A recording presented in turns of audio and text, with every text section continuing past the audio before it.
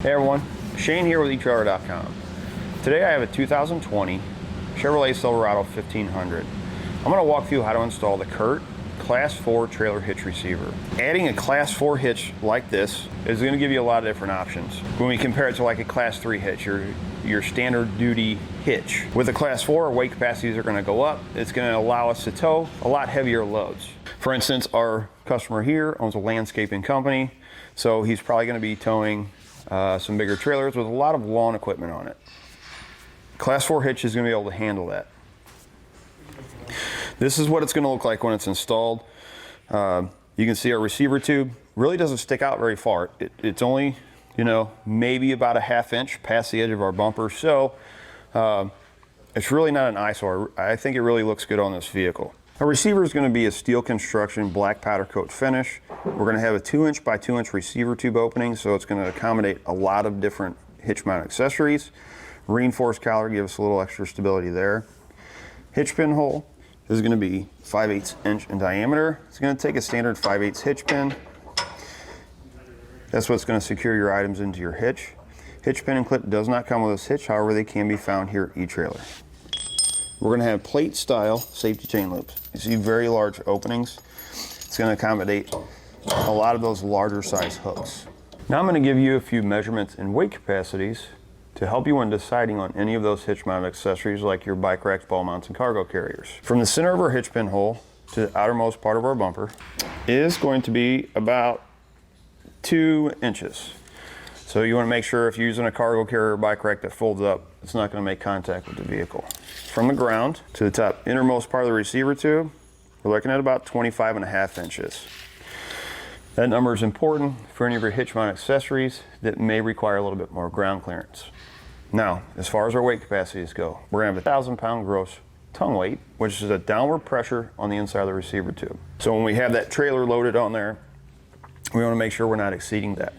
We're going to have a 10,000-pound gross trailer weight, which is the trailer plus the load included. You can use weight distribution with this hitch. Tongue weight's going to go up to 1,200 pounds. Trailer weight's going to go up to 12,000 pounds.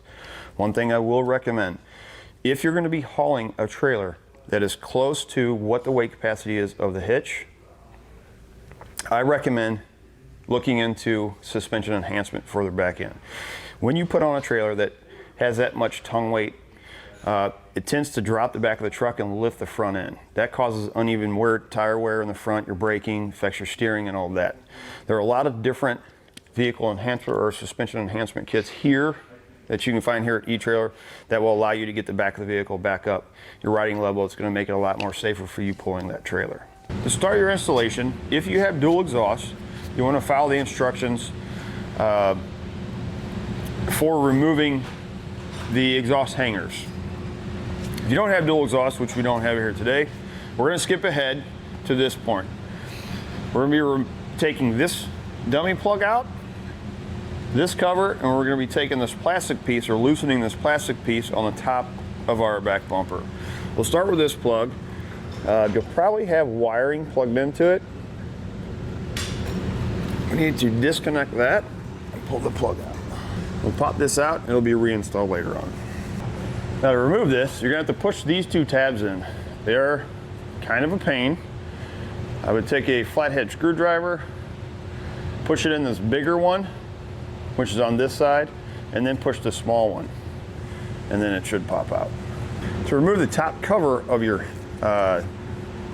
bumper, you're going to start on one of the corners, and you're going to slowly start to pry it up. And what we want to do is we're going to get these clips out from inside the bumper. Now, as you move farther towards the center, there's going to be times when you're able to get a hold of those clips and squeeze them. I would recommend that because sometimes if these are spread out pretty far inside those holes, they'll get stuck and then they'll come out all bent out of shape.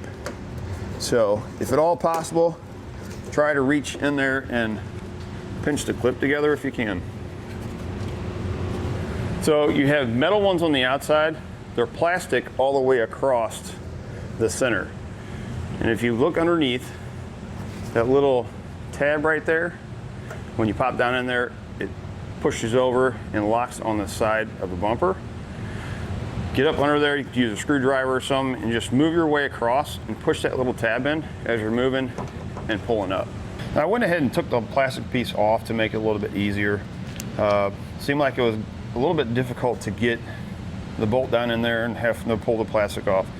So what you have to do is you gotta pull the lights out. You just twist them and pop them out. Take a trim panel tool or something. You're gonna pop this fastener off the plastic piece on each side, and then on the back where that light is, it sits down inside of here about this far. So you're gonna kind of have to wedge that out on each side first, and then this piece right along here, it sits almost right up against your tailgate. So you're gonna kind of have to pick it up and just start at one end and just kind of pull it out as you go, and then you'll be able to pull it out. Next, we're gonna take a 13/16 socket. We're gonna remove this bolt and this bolt on each frame rail.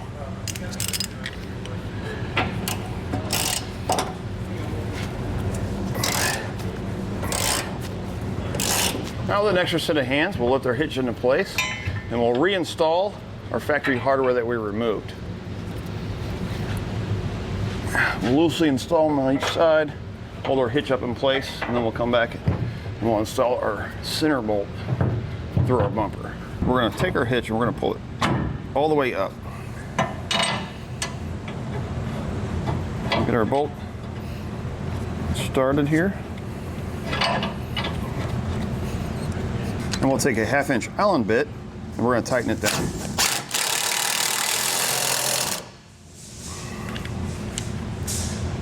We're gonna take our 13/16 socket, we're gonna go underneath and we're gonna completely tighten our 4 remaining bolts. Then we'll come back, we're gonna torque our hardware to the specifications listed in the instructions.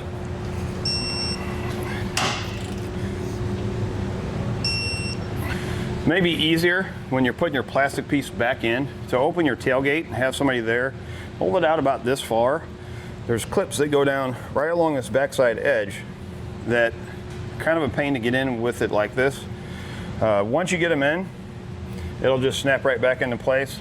And then don't forget to reinstall all of your components that you removed, as well as plugging your lights back in and your 7-pole plug on the back of this.